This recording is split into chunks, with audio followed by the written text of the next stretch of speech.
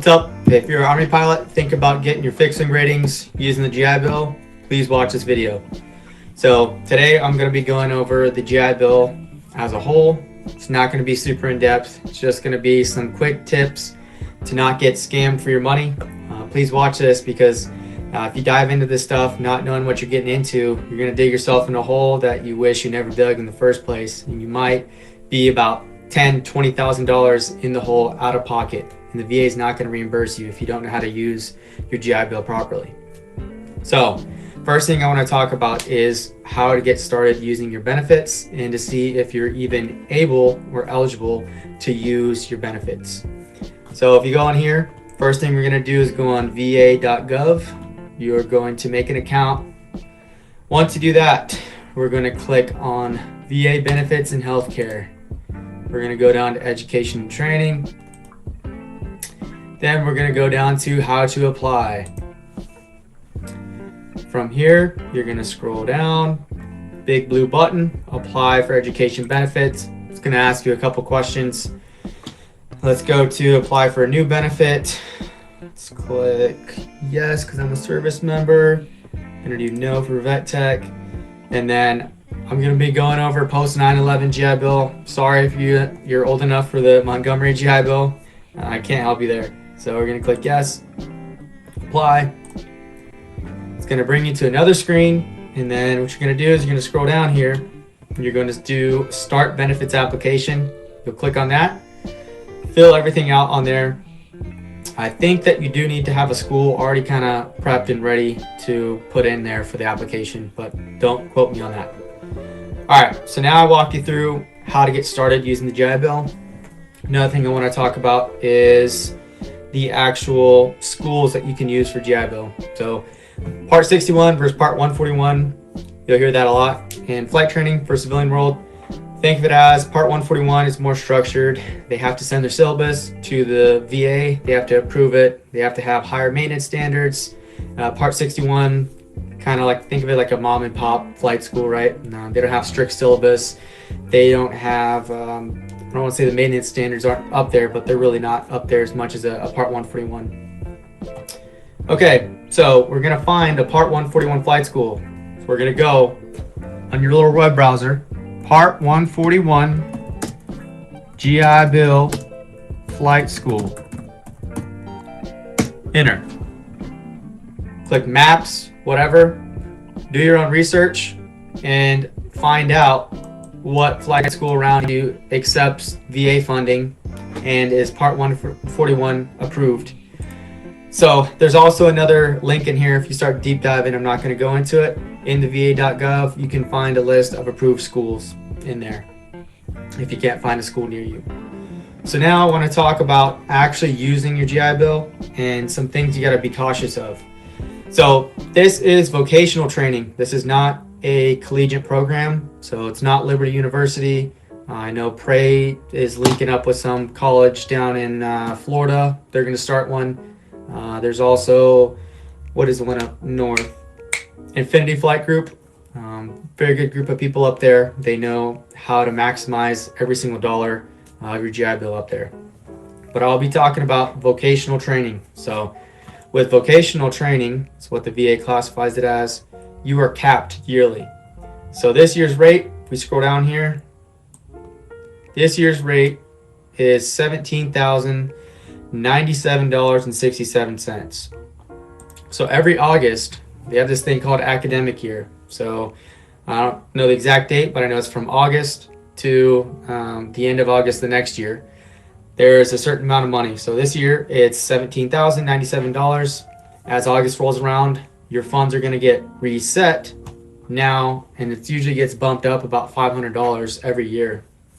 So right here, yep, this is the date. So effective 1 August 2025 to July 2026. So come August 1st, 2027, or excuse me, yeah, 2026 of August 1st. Sorry, dates are hard. That's when the funds are going to restart. What does that mean for you? If you enroll in a program, let's do some math here. So today is January 27th. If I enroll in a program today I am now locked in to the funds, the $17,097 from August 1st, 2025 to July 31st, 2026. If you think that you're going to start a program July 30th and you think that the funds are going to reset as August 1st, 2026 hits, that's not the case, right? They base your enrollment they base the date of your enrollment on that course that you're starting. Say you're doing a RTP program, rotor transition program. Say I enroll July 30th of 2026. That locks me into this academic year of August 1st, 2025 to July 31st, 2026. It does not reset if your course rolls over into the next academic year. It's a big misconception I've been seeing out on the internet right now. People think that, hey, I'm just gonna enroll July 1st. I'm gonna fly my butt off, rip out 17 grand of flight training, and then as August 1st hits, I'm gonna get a whole new pot of money, that whole new academic funding year, probably another 17 grand or so. That's not the case. Don't do that, because you will be ending up paying a lot out of pocket. I don't know how much more I can hit on it. 17 grand a year is what you're locked in at. And then if you think that you capped out, say you capped out for an academic year and you did not finish that program, whatever it takes to finish money-wise is out of your pocket and you're not getting reimbursed.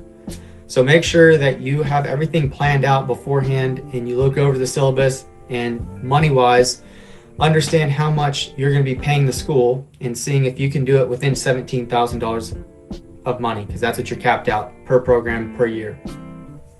Most of the times that's not the case. I deep dive with students, I don't want to call them students, other soldiers, anybody who is wanting to start with their GI Bill, and I break it down for them like syllabus. Hey, this is how much you got to fly, this is how much expected, this is what the cost is estimated. So you don't go over those funds and start paying out of pocket, because nobody wants to pay out of pocket. It sucks, right? Everything's expensive enough as it is, and you're using the GI Bill for a reason, to have it paid for. Yep, so there's one last thing on my mind I wanted to talk about. I talked about funding. Okay, a big red flag with flight schools, if they say, hey, this is only going to cost you X amount of your GI Bill, that's a big red flag. The reason is, the way that the flight training works with the GI Bill for vocational training, you pay as you go. So they can give you an estimate. They can say, hey, this course is 55 hours. This is what we charge hourly. This is how much our instructor rate is. And then these are other extra fees that we charge, such as, ground exams or ground training courses that they may have into their program. So I can break that down with whoever, break down the syllabus and make sure that it all lines up. But if they ever say, hey, it's only going to cost X amount of your GI Bill, that's a red flag, because it's not a preset amount that they're taking out of your GI Bill. They should never charge you 8 months of your GI Bill and then keep a balance on your account. That's not how it works. You pay as you go. Say I fly 10 hours. I pay for those 10 hours out of pocket. At the end of the month, that school coordinator for the GI Bill, for the VA, whoever's designated at the school, they're going to send those funds, or how much you spent, they're going to send that to the VA. The VA is going to reimburse the flight school, and then the flight school is going to cut you a check. And then, boom, that's how you get reimbursed.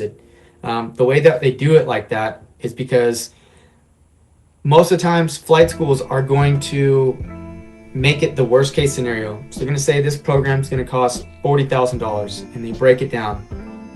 So they always want to overestimate. They don't want to undersell. If you undersell, that's when you get into the part where you're like, hey, you told me this is only going to cost 8 months of my GI Bill. Here I am capped out at $17,000. What's the deal? What do I do now? And at that point, you're kind of shit out of luck. You're going to have to pay your own money, or you're going to have to stop doing that program. So there's a lot of stuff that you got to be on top of. And you, as a student in flight training, you got to be humble, right? I know you're probably already a helicopter pilot. You're rated. You think you know everything.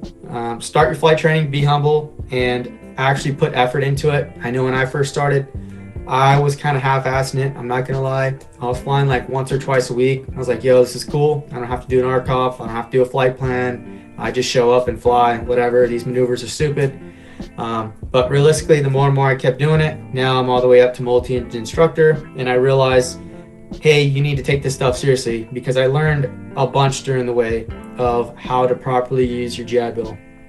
And there's been many cases where people have been burned by flight schools. They take advantage of soldiers. They see you got the GI Bill and they think it's an unlimited pot of money, and it's really not. So I want to stop that. I want to help other people out, and please hit me up. I can do consultations of one-on-one helping you out, but I don't know how many people I've been talking to that have gotten burned by flight schools because they've given them false information. And the realistic thing is, when you sign all the paperwork, right, you don't understand any of it. I know I didn't understand any of it. I just knew from the start, hey, I get to do flight training, I get to get my fixed wing ratings, and I don't have to pay for anything. So please do your research, hit me up. I've done all this. I've done everything from the RTP program for my commercial single engine land, multi-engine land, all the way up to multi-engine instructor, all paid for by the GI Bill. I've learned a lot during the way, and I want to help others. Hopefully this helped you guys out. If not, dislike it. Just kidding. But go ahead, share it, tell your buddies. I'm here to help out. And yeah, thank you.